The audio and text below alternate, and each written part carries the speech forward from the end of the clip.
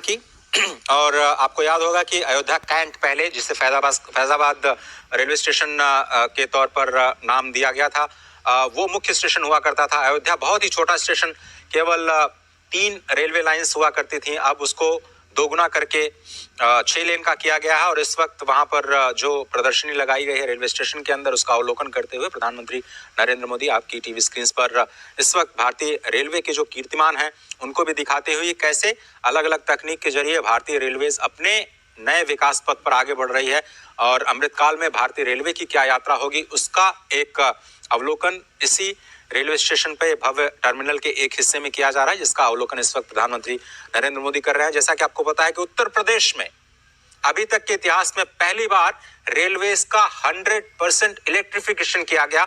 इन सभी कीर्तिमानों की जानकारी प्रधानमंत्री को दी जा रही है और कैसे नए कोचेस का निर्माण किया गया है। आपको याद होगा कि काशी जब भी जाते हैं प्रधानमंत्री नरेंद्र मोदी DLW जो डीजल लोकोमोटिव वर्कशॉप है वहां पर रुकते हैं। वो एक बहुत ही प्राचीन संस्थान है इंजन निर्माण का, जो कि स्वयं काशी की धरती पर विद्यमान है। रायबरेली का जो कोच फैक्ट्री है उससे भी आप परिचित होंगे, जिसको फिर से रिवाइव करने का प्रयास इस सरकार के दौरान किया गया और बड़े पैमाने पर इन्वेस्टमेंट किया गया। रेलवेज का इलेक्ट्रिफिकेशन 100% इलेक्ट्रिफिकेशन किया जा चुका है। चौड़ीकरण का काम भी उत्तर प्रदेश में जो ब्रॉड गेज बनाने का काम है, ब्रॉड गेज के कंप्लीट इलेक्ट्रिफिकेशन का कार्य किया जा चुका है और रेलवे स्टेशन का जो मॉडल है वो देख रहे हैं, क्योंकि पहला चरण जो है वो आज लोकार्पण किया गया। अभी इसके दूसरे चरण में इसको विस्तार दिया जाएगा, 5 गुना विस्तार, क्योंकि उम्मीद ये की जा रही है कि जैसे काशी कॉरिडोर के बनने के बाद, महाकाल कॉरिडोर बनने के बाद वहां पर आने वाले लोगों की, तीर्थयात्रियों की संख्या में, पर्यटकों की संख्या में भारी वृद्धि हुई। 13 करोड़ का आंकड़ा अभी हाल ही में काशी के कॉरिडोर के बनने के बाद आया है। अयोध्या में भी उसी तर्ज पर देश विदेश से पर्यटकों के आने का सिलसिला लगातार बढ़ेगा। उसको संभालने के लिए इस क्षमता का विस्तार किया जाना है।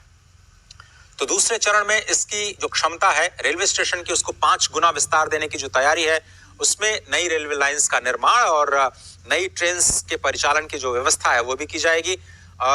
8 ट्रेन का आज लोकार्पण भी किया जाएगा हरी झंडी के जरिए। वंदे भारत और अमृत ट्रेन का एक साथ जुड़ाव, देश के अलग अलग कोने से अयोध्या को जोड़ने की जो आज परिकल्पना है वो आज जमीन पर आते हुए इस प्रथम चरण में आपको दिखाई देगी। और इस वक्त जो स्थानीय सांसद हैं, उप मुख्यमंत्री, मुख्यमंत्री और रेलवे मंत्री श्री अश्विनी वैष्णव के साथ इस रेल परियोजना के उस मॉडल का अवलोकन करते हुए और अश्विनी वैष्णव जी समझाते हुए कि किस तरह से इसका निर्माण किया गया है और कैसे अत्याधुनिक तकनीक का इस्तेमाल करते हुए इस नए टर्मिनल को बिल्कुल ग्रीन टर्मिनल के तौर पर विकसित किया गया है। कई सारे फेजेस में इसको, और स्पेस का यूटिलाइजेशन बहुत ही जबरदस्त, क्योंकि जगह बहुत कम थी वहां पर। चौड़ीकरण किया जाना था, 3 लेन को अगर 6 लेन किया जाना है तो पहले तो आपको पटरी बिछाने के लिए ही आपको विस्तार करना पड़ेगा। उसके बाद जो टर्मिनल के लिए या स्टेशन के लिए जगह बचती है उसमें आप कैसे मल्टी स्टोरी बिल्डिंग का निर्माण करते हैं, प्रतीक्षालय के लिए, फूड प्लाजा के लिए, लोगों के ठहरने के लिए, दुकानों के लिए, और कैसे एक रीडेवलपमेंट करते हैं आदर्श स्टेशन के रूप में अयोध्या धाम को। ये एक नई तस्वीर